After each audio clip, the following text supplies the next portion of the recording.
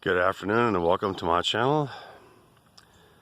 Today's topic is going to be what it's like to be the golden child of a couple that's totally in love.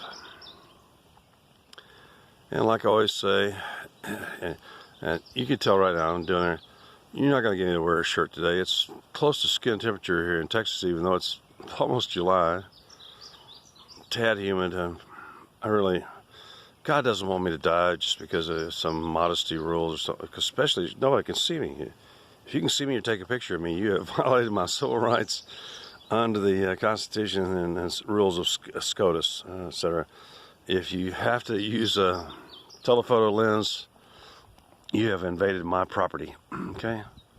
Fuck all you fucking loser weirdos. So, I'll do my best here real quick, but like I always say, I've already got my glasses off because my glaucoma's been really, we had this constant up and down, a lot of rain here. Barometric pressure's been going up and down. Every time the barometric pressure goes down, I get tremendous outflow and I just blink endlessly like a liar. Oh gosh. And like I always say, why do you need glasses when you have a bottle? You know what I'm saying, my niggas? For shizzle, my nizzle. Sorry, I gotta dance things around between my hands. I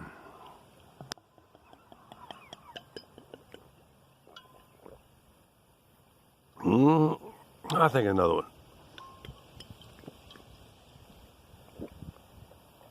Oh yeah. Not bad.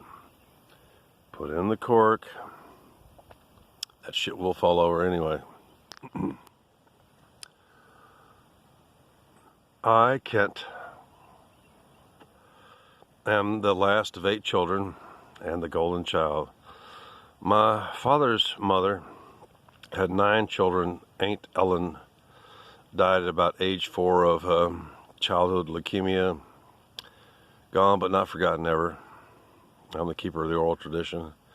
My mother's family, 8 also, because back in the day, if you have at least 6 or 8 kids, they knew your junk was broke, or you're fucking one of the man of the woman was a queer or something like that.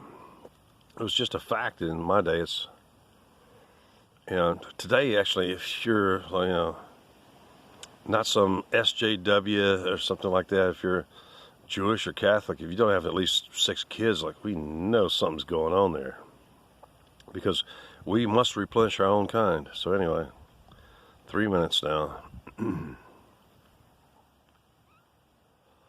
I was born 66 years ago, 29 inches long, 9 pounds 6 inches, 9 pound 8 ounces. I'm sorry. Very long and slender. The first picture, it was real uncomfortable for my brother, because you can see in the picture it was taken by his buddy Bobby Smith with another guy in our neighborhood. Even though I was only 12 hours old, I was already reaching over with my left hand. I'm left-handed, which gives me this great genius. And had already located my brother's nipple, and was rubbing it back and forth, going like, "Hey, I'm ready to feed again." It's really so funny. Humans are not that hard to understand unless you're a retard. And neither is child behavior. Spent my whole life studying psychology, and but primarily as it relates to medical aspects, etc. So anyway, I'll get on with it. By the time I was 3, we were living in Bryan, Texas, and the woman that ran the Panther Den for Anson Jones Junior High told my mother, long after it was a fact, that by age 3 I could do arithmetic. I never asked anybody anything, no questions. I just watched people. That's how you can tell a really smart kid. They just watch and they learn. That's a sign of a genius. They don't ask you no questions. They're not all these gibbering, Einsteinian loser, delusional weirdos, yappy little. I'm Jewish, but I'm sorry, a lot of you Jews are just yappy little whiny loser retards. Anyway, the woman that owned and ran that business She told my mother, and there's so many examples there. She goes, Mrs. Kruger, you know, your son, he knows the price of everything. And she was German. And exactly what his change is. Yeah, I was looking at her. I didn't look up my mom. I was looking at her like, yeah, bitch, I know, because I've already caught you short-changing every kid that comes in this store. They give you a dime. You take it all. They give you a quarter. They take it all, even though they only bought like 1 or 2 pennies worth of candy. By the time I was 4, I had already taught myself to arithmetic. I already taught myself to read and write. And my brother Jerry, who's really not a bad guy, he's kind of a jerk a lot of times. He's got that jackass gene that runs in the family, but he already knew that I was out there capturing every live thing. I was already really into biology, chemistry, science. Was into, at that time, sea hunt, Lloyd Bridges, and only a couple of years later I decided to become an astronaut on what Jack Kennedy said. And by the time I was 11, I was too tall and exceeded the 175-pound weight limit for, I was over 6 feet, 175 pounds by the time I was 11 years old. I was out of the astronaut program and just had to keep on. And before that, I studied everything. That's one of the reasons I am who I am, is because I've studied everything, while most of you can't even study anything other than your belly button lint and Pornhub, okay? So,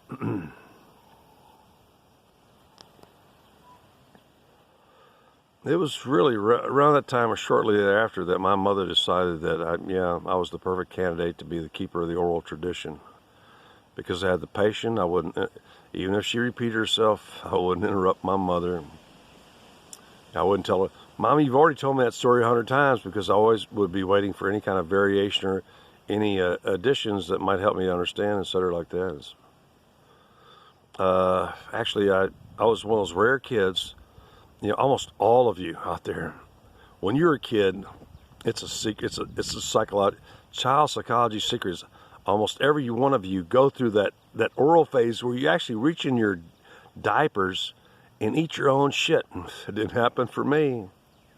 Maybe that's why I smoke, is I never ate my own shit. Still have the oral fixation, etc., which is common amongst all the brightest minds on this planet. It's this attempt at like halt smoking, tobacco-free America. You're retarded. The most intelligent people always have some kind of oral fixation. They will smoke, they will eat too much, they will chat too much, yada yada. And really, I've never had any problem restricting my chattiness. I'm very sociable. I'm an INJF, just as Jung described. I'm very sociable and gregarious, but shit, I can do without you fuckers for years. I have spent up to like 3 years with almost really no human contact, and I don't understand the word loneliness. I don't get you people. I know what it's like to be like super intelligent and speak a jargon and a dialect that only a few people can understand. I understand the lack of people to communicate with. All we smart fuckers do that, but I don't understand you people that will like talk to any freaking you're just so lonely and stuff. You'll talk to any weirdo or any child rapist on like chat lines and stuff, just because have this weird. I don't get the loneliness thing. Anyway, let me go on. Actually, by the time I was 13, just after I turned 14, I was already technically a student at Stanford. Advanced very quickly and stuff like that. And actually, when I was exceeded the astronaut size limit and weight limit, it had been tested not once but 3 times. The only person in this entire fucking region to be tested 3 times, because I could read, comprehend, and retain 4 times faster and better than any professor or teacher in the 2 biggest universities and the richest university in America. So my parents were quite pleased. I was an obedient child, but I was still a mischievous child. when my dad would catch me, finally, I rarely got caught, too, by the way. When my dad would catch me, he would put on this great display of he would go he'd rip out his soft, buttery belt, which he didn't always wear, and he would do this thing where you fold it, you snap it. It's an old Texas technique, and it sounds really, and he would pretend he was wailing into this. He wasn't even, he was pulling his punches. Dad was such a sweetheart. I love my dad. Gosh, he was, when my dad had to sign over my guardianship to some Yankee homo out in California when I was playing ball, Mama told me my dad actually cried because he just, he realized that, and actually my dad was already sick from benzene-induced leukemia. My parents were such saints. And the problem with most of you people is you don't even know your parents, you don't even have parents, etc. You only got one parent who's a complete asshole that drove the other one off. I don't care whether it's mother or father,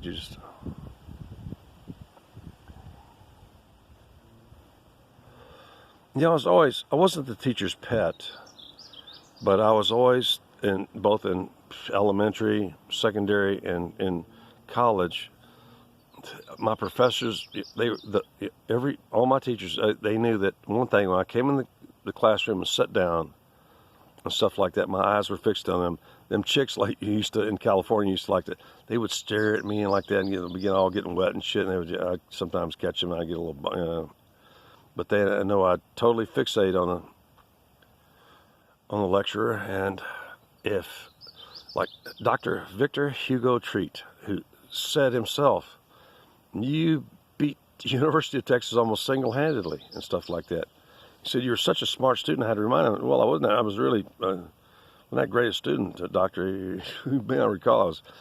You just remember that I always remembered every word you said and stuff like that. And you would start on the left and ask a question, a student, and then move to the middle and then move to the right where I sat and stuff like that. And I could always repeat what you said and comment upon your question and your commentary, your statement. And that's what he remembered. He all remembers I was just super bright. Actually, I had bad grades because they were drugging us with Darvon, a cousin of methadone, which at 8 a.m. in the morning in the universities really caused bad hangover, bad withdrawal effects and stuff like that. So a lot of people, they misremember my life with them, like my friends in California like that, and even Victor Hugo Treat and stuff.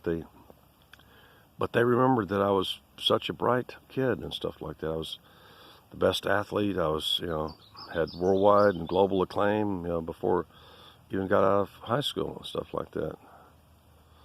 I am my parents' golden child. They went through 7 children before they finally came up with me and stuff like that. And that's the nature of genetics, is noted by Gregory, what was his name, Gregory Mendel, the Jewish priest who invented a study of genetics with peas and stuff like that. It's not an easy business and stuff like that. Sometimes it takes decades to really find out what the hell's going on and stuff. But I really am so proud today, and for most of my life, I know that I was my parents' golden child with that perfect total recall memory, which my siblings hated.